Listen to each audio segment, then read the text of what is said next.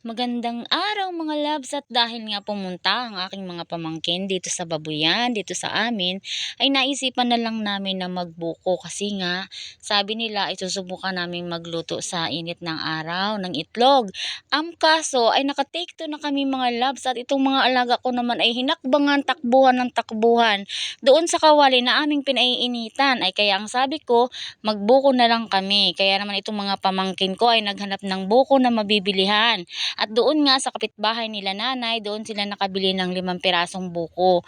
10 piso daw ang isa. Aba, at nakamura pa ang mga bata at may libre pang isa. Bali, 6 yan mga labs. At ayan na nga, tinutulungan kami ni nanay na magbaak ng buko. Aba si nanay ay talagang mahusay, magaling pang magbaak, mas mahusay pa sa akin. Kaya sabi niya, siya na lang daw ang magbabaak at baka ako'y mataga pa nung itak na daladala nung aking pamangkin. Yan ay galing doon, at sabi ko ay humiram kay papa niya ng itak. Wala nga kaming itak dito sa Babuyan. O ayan nga, at binabaak na ni nanay ang buko. Sabi ko ay anuhin ang sabaw at ilalagay namin doon sa planggana. Ay sabi ko doon sa pamangkin ko ay kumuha na lalagyan sa kanilang palamigan. Ay ang sagot, wala naman daw silang ganun. Kaya sabi ko ay sa planggana lang, may planggana naman akong maliit yan. O ayan na nga. At ilalagay na ni nanay ang sabaw ng buko. Ayan mga labs, maraming sabaw ang buko na nabili ng aking mga pamangkin. Ayan.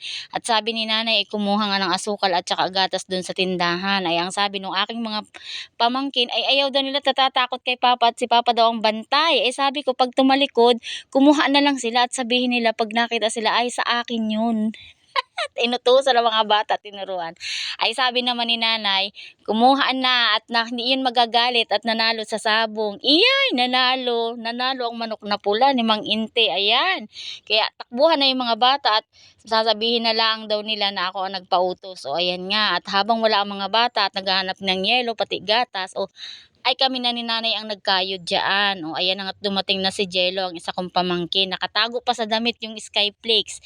At kami daw ay magsusubok maglagay ng Skyflakes diyan sa buko na aming kakainin. O kasi daw ay may napanood daw sila niyan. O kaya sabi ko, sige, ayun, nakakuha ng Skyflakes sa tindahan ni nanay. Sabi ko, nasan ang gatas at saka yung asukal? Ay sabi, nandun daw kay Kuya Joshua niya. O ayan mga labs, at ako'y upak na ng pagkayod habang si nanay ay nagbabaak doon sa may likod ko.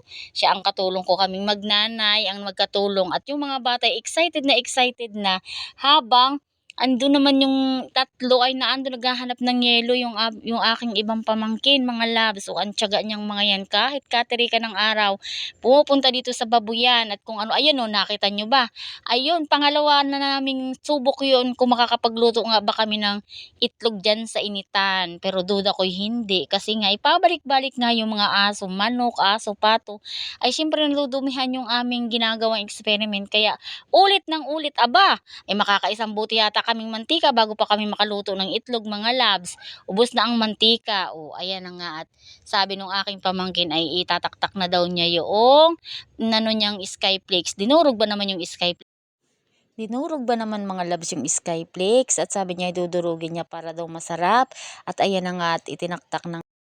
O ayan, at tinaktak na nga. Sabi niya, durugin na lang natin ti anining para mas masarap. O siya, sige, durog. At hindi lang naman nga ako ang kakain, di sundin ko rin sila, at sila ay kakain din man nga niyan. O ayan, at lalagay na nga rin niya yung gatas. Yan ay kapatid ni Jello sa 3D. O ayan, at saka si Joshua. Dumating na nga ang aking mga pamangkin. Ay talagang excited yan mga labs. O katirikan ng araw. O ayan pa. Ayan si Tricia at saka si Lambot, ang aking mga pamangkin. O di ba? Mukhang ang sarap naman nga talaga. Tas nung tinikman ko, yummy yummy. Subukan nyo rin mga labs, masarap yung may Skyflakes.